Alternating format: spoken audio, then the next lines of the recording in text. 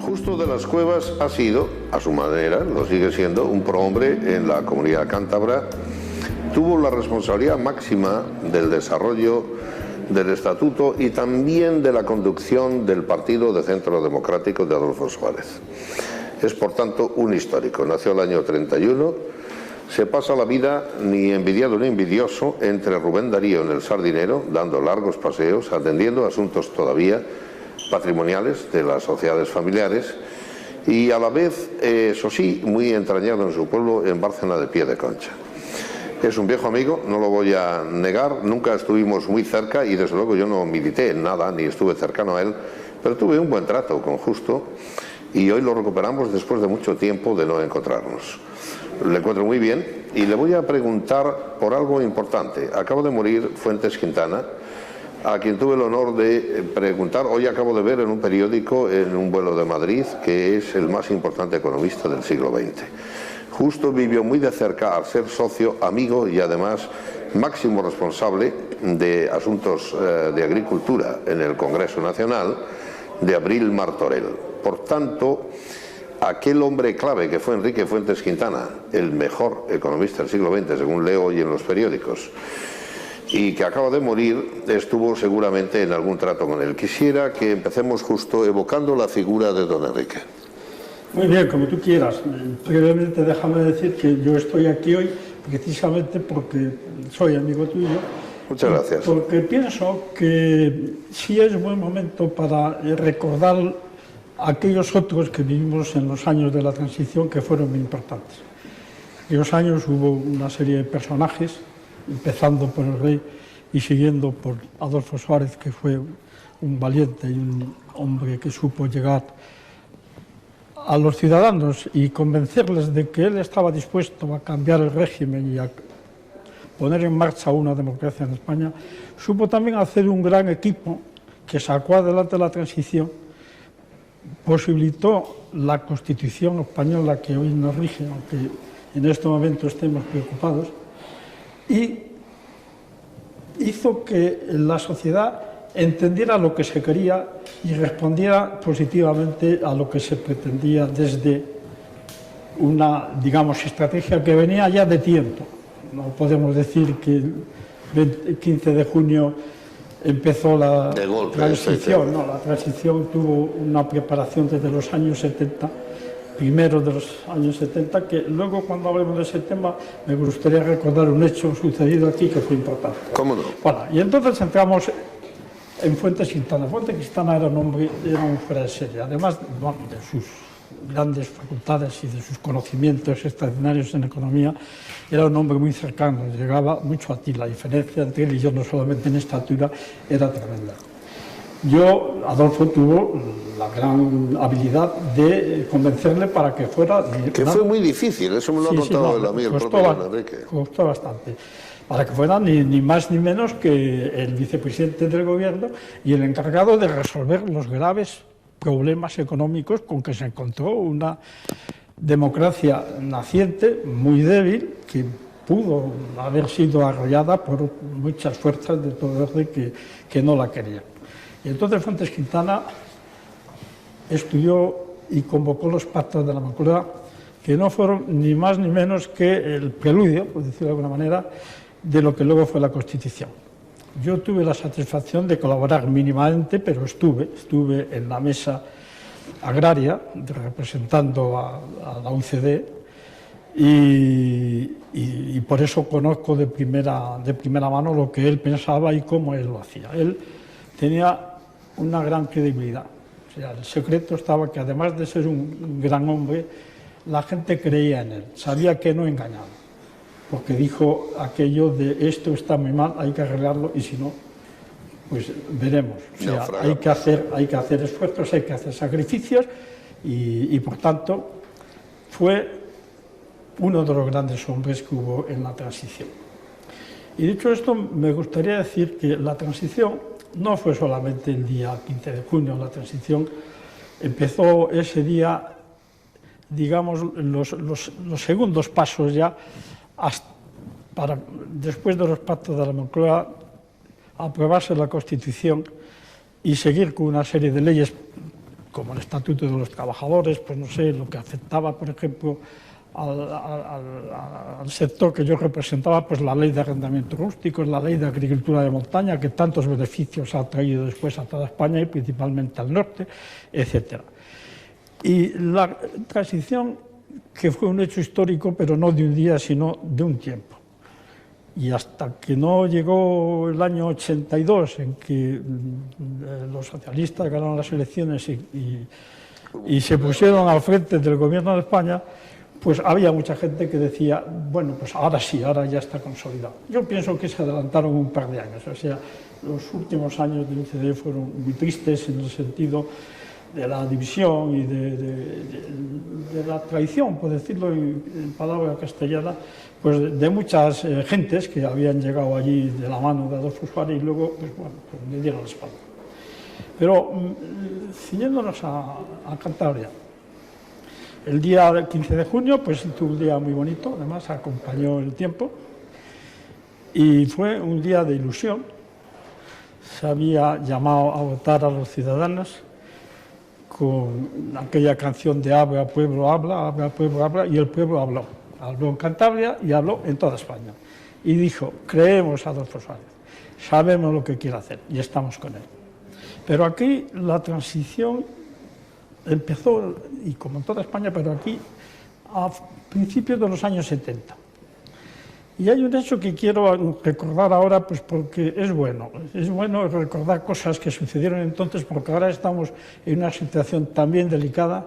Se ha olvidado todo el espíritu de aquella transición, se han roto muchos de los pactos que se habían producido y hay una cierta preocupación.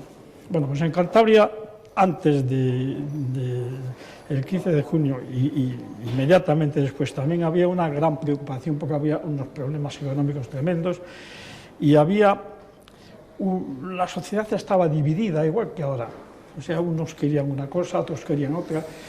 El que tenía dinero, si podía, se lo llevaba fuera y bueno, pues había discusiones, grupúsculos, cantidad de gente que decía esto es mejor o esto es lo otro y había muy poca gente que pensaba que iba a triunfar en fin, el proyecto que nos ofrecía Adolfo Suárez, que lógicamente era un proyecto que se había hecho desde el máximo poder del Estado, desde el rey, y en el cual habían intervenido pues, personajes como Torcuato Fernández Miranda y una serie de gentes importantes que bueno, no viene al caso ahora a nombrar a todos. Pero en el año 72-73, que ya Franco vivía, pero ya había un gobierno débil, hubo en España, en Cantabria, un hecho en el cual los ganaderos le echamos un pulso a aquel gobierno y se lo ganamos. Se lo ganamos porque fuimos capaces de declarar una huelga de la leche que se generalizó primero en todo el norte de España y después en toda España. Y al final el gobierno tuvo que concedernos una gran parte de las cosas que pedíamos, que principalmente estaba centrado en el precio de la leche, pero aquello sirvió para que mucha gente se diera cuenta que el gobierno no era fuerte, que efectivamente las cosas estaban cambiando, que se cedía ya a peticiones que antes parecía imposible que ni siquiera te dejaran salir. Y quiero recordar aquí a 2 o 3 personas que organizaron aquellos y que, vamos, en el recuerdo mío por lo menos están siempre. Una fue Jesús Zergavitia, que era un buen socialista, de izquierdas, socialista, luego estuvo entonces en el Parlamento de la Comunidad y con él me unió siempre una gran amistad porque era un hombre sereno, un hombre que te daba muy buenos consejos y sabía perfectamente cómo teníamos que hacer las cosas. El otro era Miguel Guerra. Miguel Guerra era un republicano grandemente reconocido, liberal, que llevaba muchos años escribiendo en el diario Montañés en relación con el precio de la leche y que, bueno, luego acompañado de Jesús Pedrajo y otra serie de gente, pues se pusieron al frente de aquella huelga de la leche. Yo me uní a los 2 o 3 días porque fueron a buscarme y entonces yo aporté lo que yo podía aportar, que era organización y estrategia y organización. Y efectivamente, terminamos en el Ministerio de Agricultura viendo cómo el ministro cedía, a pesar de la dureza y la oposición tremenda de José María Fernández de la Vega, que era entonces... ¿Quién era el ministro a la sazón justo Era aquí? García Allende, era un hombre bueno, era un hombre bueno, sí. Bueno, eso lo tendrían que recordar todos, no solamente los ganaderos, o sea, toda Cantabria. Cantabria estaba entonces sumida en una crisis económica terrible, como toda España, pero aquí más. Había 20.000 ganaderos, hoy hay 3.000 y pico nada más. Y aquello sirvió un poco de acicate y de optimismo. Pasamos varias veces por la comisaría, pero bueno, la verdad es que aquello se toleró y bien, por eso lo recuerdo, porque creo que fue importante, porque todo lo que ocurrió desde los años 71, 72 hasta el 77 y hasta el 82 se puede considerar como el conjunto de lo que fue la transición. Y eso ha sido un hecho histórico de una década entera que... me imagino, bueno, ya se está estudiando en muchas universidades. Sin duda alguna, la universidad y los españoles debieran de saberlo, se debiera de explicar en las escuelas y las nuevas generaciones debieran de tenerlo muy presente, porque la historia, cuando no se conoce y se respeta, dice que se vuelve a producir. Y bueno, yo que entré con 4 años y 5 años, estaba en un colegio donde decía "Viva Rusia", UHP, sí. Luego pasé por otro donde cantaba "El cara al sol", que por cierto era una canción bonita. Pues lo que hicieron nuestras generaciones en la década de los 70-80 fue un servicio tremendo a España para siempre, si es que los españoles de ahora saben conservarlo y respetarlo. Creo que puede calificarse de moderada esta visión que tienes de aquella época, pero yo tengo muchas tentaciones de preguntarte cosas más cortas. Me gusta cómo has hecho la relación de una visión de la figura de Adolfo Suárez con la fortísima palabra de traición, partiendo de que a él mismo, como sabes, después de haber sido secretario general del movimiento y de haber arrumbado los símbolos de la falange, las flechas y el yugo, se lo consideraba como tal, depende por quién y cómo. Por eso los grados, las circunstancias, la propia historia a la que has invocado, si uno acude al espíritu del 12 de febrero, muchos sonríen a aquella etapa diaria. Si se acude al asociacionismo en Valladolid, que en su día manejó el falangista Girón, también produce sonrisas. Pero yo recuerdo a González, curiosamente, en el Banco Interamericano de Desarrollo en Washington, no sonreírse demasiado o hacerlo con una comprensión para esfuerzos incluso dentro del propio sistema. La historia es compleja, la visión que puedan tener los británicos no es la que tengamos tan inmediata los españoles, pero tus pinceladas creo que han sido atinadas y sobre todo he visto hasta una punta de emoción en ti al recordarlas. Yo te voy a preguntar cosas más puntuales. En un momento determinado se dijo que tú habías jubilado a la derecha señorita, es decir, la derecha o centro derecha rural, los pueblos, lo que hoy se dice que representa en buen grado el señor Revilla, se dice que lo representabas tú. Jaime Blanco se hablaba aquí con orgullo de cómo protagonizasteis aquella etapa, y yo no la he recordado, Juanjo Laborda ni los distinguidos socialistas castellanos que estaban en contra. No te voy a recordar a ti, aunque esto se llama preterición en retórica, cómo no estaba de acuerdo ni Clavero Arévalo, lo que habla de cierta valentía, ni estaba de acuerdo el leonés y por otra parte el gran español, el bueno de el ministro que tanto tiempo lo ha sido, Rodolfo Martín Villa, enemigo cordial tuyo precisamente porque no veía esta visión que tú compartías o que supisteis compartir, Jaime, tú y tantos otros. Ahora bien, aceptas que jubilaste a la derecha señorita, que de alguna manera vuelve, y si miramos los resultados, y que a ti te han superado de alguna manera en esa cuestión agrestemente, lo digo sin maldad, el revillismo en los días de hoy, o no lo vas a aceptar y vas a zorrear un poco al respecto? Bueno, no lo acepto exactamente en su totalidad. Vamos a ver, yo no tenía ningún deseo ni siquiera pensaba que yo iba a encabezar la candidatura de la Unión del Centro Democrático el 15 de abril. Y no se tenía... ponía el dinero de las cámaras agrarias encima de la mesa y la gente le brillaba los ojos. Yo estaba dentro de la OCDE, porque yo era muy amigo de Fernando Vil de muchos años, y de Luis García y otra serie de gente que estaban en Madrid, y por tanto, y además había asistido a muchas reuniones precisamente de preparación de lo que tenía que ser la transición. Conocía perfectamente cuál era la estrategia y la organización que existía. Y mi compromiso era apoyar al candidato que iba a encabezar la lista de UCD. Ese candidato era Modesto Piñeiro.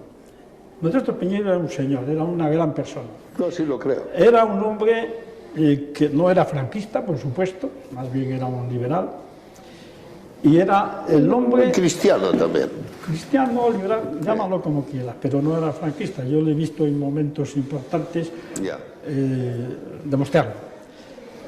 Y fue posiblemente el gran reivindicador que ha tenido Cantabria en su época. Primero desde la Cámara de Comercio y después desde la Diputación Provincial.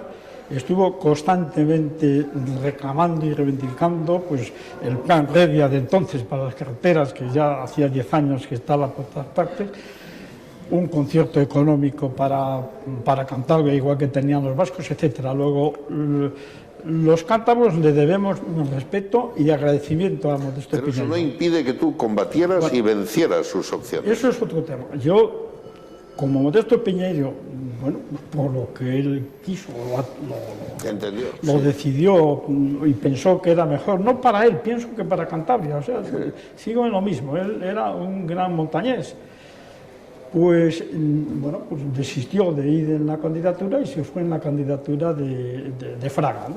Sí. Y entonces a mí, pues me acorralaron, esa verdad, y no me quedó más remedio que aceptar. Muy presionado, que yo no quería, tenía entonces empresas prácticamente con 400 empleados y tenía muchas responsabilidades empresariales que me decían desde la inteligencia, hombre, justo, no, ten cuidado que esto es importante, no puedes dejar esto.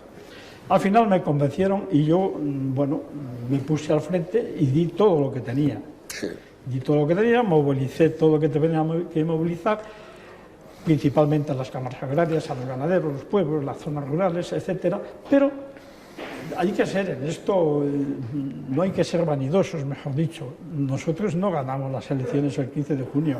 Las elecciones el 15 de junio las ganó Adolfo Suárez, sin ninguna duda. Bueno, tú lo representabas. Sí, yo lo representaba, pero el mérito no era mío.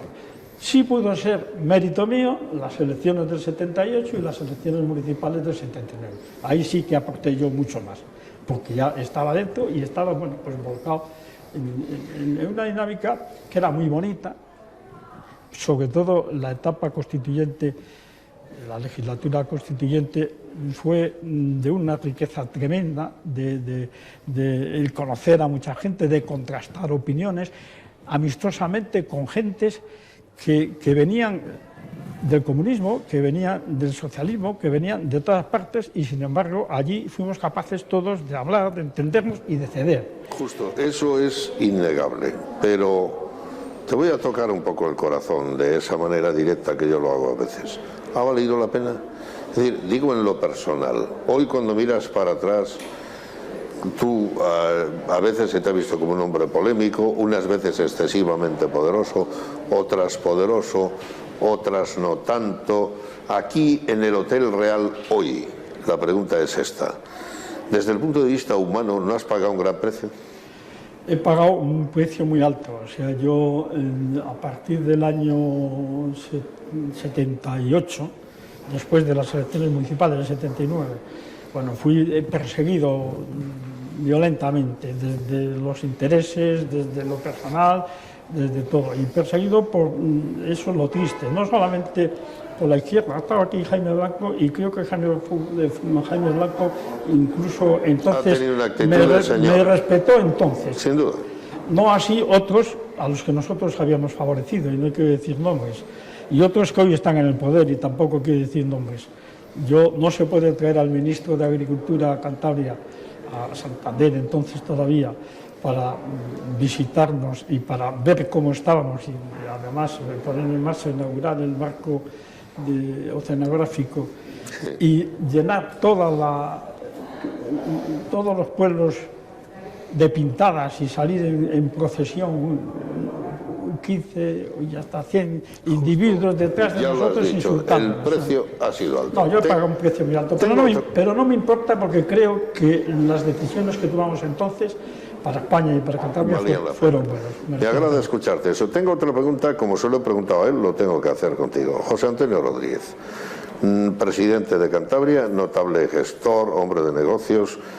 Aquí ha tenido un recuerdo de la relación contigo, no negativo, pero él interpretaba que su opción era legítima. No niega que tenía una cercanía inicial contigo, pero que se estaban cambiando las bases en Madrid para alterarle las posibilidades de optar. Aquí tienes, y no podría ser de otra manera, la oportunidad de decir, pues mira, no era así, sí lo estábamos cambiando porque entendí que ya no tenía por qué continuar, pero con una elegancia, creo que además buscando la polémica no, sino un poco lo que pueda tener la verdad del fondo televisivo. ¿Estabais cambiándole en Madrid la posibilidad de acceder o no? No, cuando se dicen verdades no hay que tener ni precaución. Yo a José Antonio Rodríguez le respeto como persona tremendamente, era mi amigo y sigue siéndolo, pero le sigo teniendo afecto, ¿no? Ese no es el problema. José Antonio Rodríguez vino con nosotros porque yo fui a su despacho a buscarlo. Él no niega eso. Lo convencí. Lo que ocurre es que nosotros íbamos a poner en marcha una cosa tan importante como era el Estatuto de Cantabria. Y nosotros pensábamos que la persona más preparada y la persona que mejor podía hacer esa etapa provisional era Leandro Valle, porque tenía una experiencia y porque, bueno, tenía un conocimiento de la administración muy importante, había participado de una manera muy activa en la elaboración del estatuto y por tanto estaba al tanto de todo. Yo cometí un error político, un acierto personal, y es que yo hablé con José Antonio y le dije, mira José Antonio, queremos esto, se lo dije. Yo creo que no tienes que ofenderte porque tú no eres la persona que nosotros, vamos, el partido piensa que da, bueno, que da la imagen y tiene los conocimientos adecuados para poner esto en marcha. Bueno, él lo entendió. Pero ¿qué ocurrió después? Bueno, pues después tú lo sabes perfectamente porque viviste aquellos tiempos, hubo una traición, también traición, aunque con el mayor afecto lo digo, yo les he perdonado a todos y soy amigo de ellos, o sea que la vida y el tiempo pues cura las heridas y todo se olvida, se recuerdan los momentos buenos y se olvidan los malos, ¿no? Y bueno, pues aquello dio como resultado el primer gobierno de coalición de la izquierda con parte de la Unión del Centro Democrático. Yo lo que quería es que dispusieras de la oportunidad de aclararlo y lo has hecho, pero vuelves a la palabra traición y me parece bien. La pregunta quizá es excesiva lo de traición, porque ellos a lo mejor estaban en la idea de que estaban actuando bien. La pregunta directísima a ti es, ¿tú has traicionado a alguien en la vida? Yo creo que no.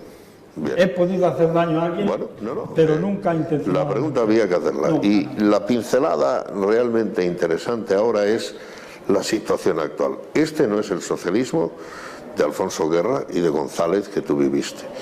Esto no es la autonomía del centro y las fuerzas que la incubasteis para llevarla adelante. Jaime decía algo de que el tren ya, si llega a Valladolid, caramba, si estuviéramos con Castilla y lo piden todos, el fragmento aritmético del Parlamento español es tan alto que llegaría a Santander a la fuerza de los votos.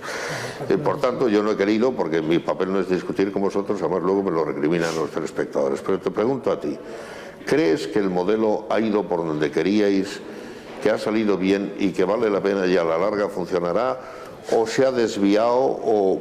Y también me gustaría que hagas una pincelada. Tienes que mirar con una sana envidia el éxito, en cierta manera, que se exagera porque no es la lista más votada, pero el ascenso de tu viejo coequipier en los temas de la época, que es el señor Revilla. No, nunca estuvo con nosotros el señor Revilla. No, pero conviene aclararlo. El señor Revilla no tuvo nada que ver con la UCD. No, está claro que no. En absoluto. Entonces él estaba por otros pagos. Sí. De Valladolid venían los pagos. O sea, ¿sí? Sí. había quien presumía que aquí era el representante de Girón, nada más. Era el hombre que más se opuso a la transición. Sí. Bueno, vamos a ver, yo creo que Jaime te lo ha dicho, pero a mí me gustaría empezar desde el principio. Cuando nosotros ganamos las elecciones en el 77, todavía no pensábamos en que Cantabria pudiera tener un estatuto, ni en Cantabria nadie había hablado aquí de que íbamos a reclamar un estatuto de autonomía, ni en España, ni en Cantabria, ni en España. Del Estatuto de Autonomía se empezó a hablar en el debate de la Constitución y después cuando se acordó la Constitución, se aprobó la Constitución y en ella está el título octavo, que es donde se desarrolla todo el complejo tema de las autonomías. Desde el principio Jaime y yo estuvimos de acuerdo. Tuvimos que tomar decisiones importantes en las que él cedía, yo cedía. Jaime conmigo se entendía muy bien, nos entendíamos bien y seguimos entendiéndonos. Yo le tengo un cierto afecto y además de verdad, o sea que no tengo por qué negarlo. Aquí en Cantabria la decisión primero la tomamos nosotros, de la idea. Porque nosotros decíamos, bueno, vamos a ver. Sí, porque ya nos habían metido con Castilla y León en las preautonomías. Nosotros, incluso con los parlamentarios constituyentes, y aquí quisiera tener un recuerdo también muy afectivo y muy emotivo para Paco Lay, sí, que era un hombre válido y valiente. Querido y popular. Pero vamos, que conste que yo le quería y le tengo en el mejor recuerdo. Sin embargo, luego no estuvo con nosotros, él tenía otras ideas en cuanto a la autonomía. Pero entonces nosotros dijimos, bueno, ¿y qué hacemos nosotros con 13, el número 13 de una región? Pero sí, nos llegará, pero bueno, cambiamos Madrid por Valladolid, eso es lo que va a pasar. Y empezamos a pensar y empezamos a decir, bueno, vamos a consultar. Yo te puedo decir que personalmente, acompañado unas veces por Leandro Valle y otras veces por Alberto Cuartas, o los tres, o por Roberto Sáez, que también quiero tener para él un recuerdo muy emocionado, visitamos prácticamente a todos los, por llamarlo de alguna manera, grandes personajes que tenían una influencia dentro de lo que era entonces la provincia de Santander. Desde don Emilio Botín padre, que era un hombre extraordinario con el cual se aprendía, vamos. En la esfera nacional e internacional. Bueno, García Enterría, que le llevamos ya el presupuesto y tal, y el proyecto ya preparado, una serie de personajes que entonces estaban pues dentro de lo que era la organización empresarial principalmente, pues la organización política ya la conocíamos y la anterior no nos valía, ¿no? Y bueno, al final dijimos, bueno, pues esto hay que hacerlo así. Luego se lo explicamos a Jaime y Jaime lo entendió. Recuerdo perfectamente aquella reunión, porque estaba él acompañado de Barragán, se llamaba, me parece. Sí. Y el saludo que me dedicó Barragán dice, hola, fascista. Y otros me llamaban Rojo, o sea que el tema no tiene importancia. Y Jaime le llama Ordegoye. Cálmate, bueno, si él venía de fue la primera vez que hablamos. La primera vez que hablamos sin sevillanos, qué maravilla, decía Machado. La primera vez que hablamos de qué es lo que convenía hacer.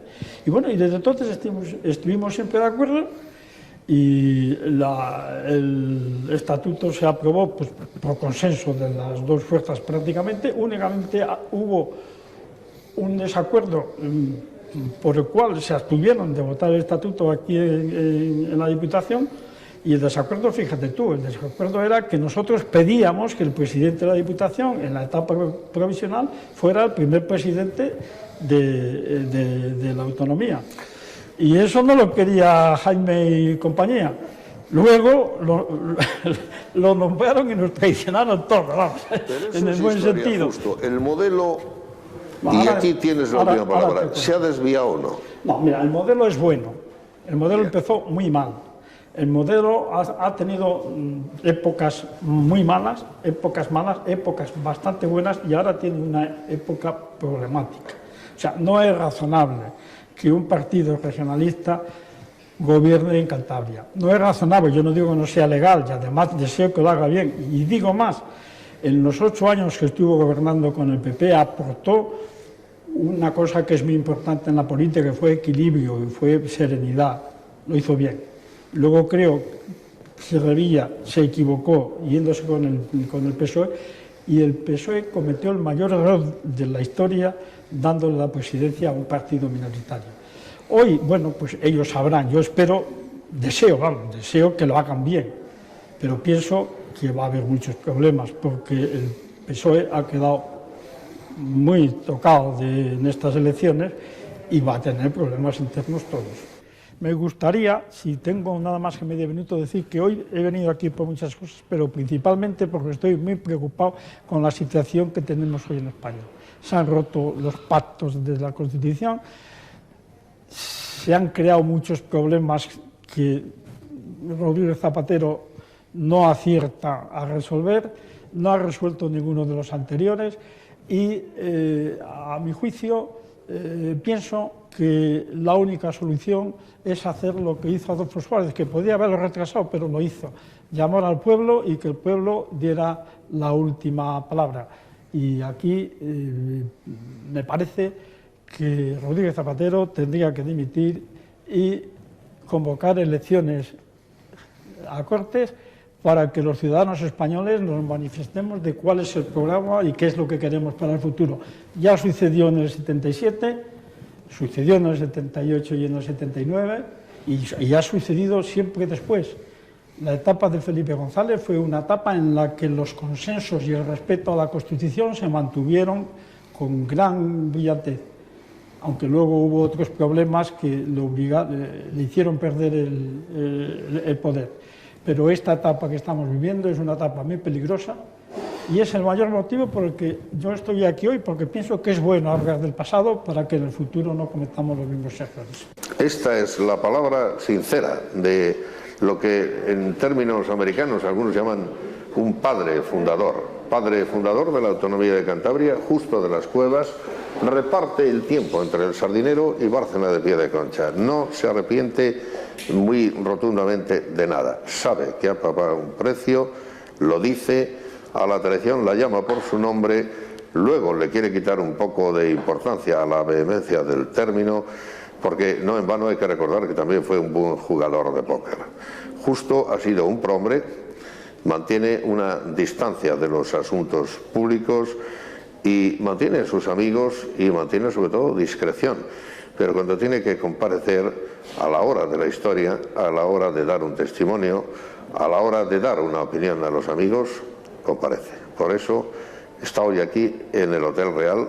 Yo no me he recatado de preguntarle, desde luego tengo otras muchas preguntas, pero el tiempo se extingue y me resulta agradable saludarle de nuevo en esta tarde en la que ha recordado, entre otras figuras, y eso también le distingue, personas desaparecidas. Yo creo que habría que hacerlo también. Antes juraría que se le pasó de largo aquel magnífico director que fue Ruiz de Silva, Florencio de la Lama, hablando de la ganadería, sí.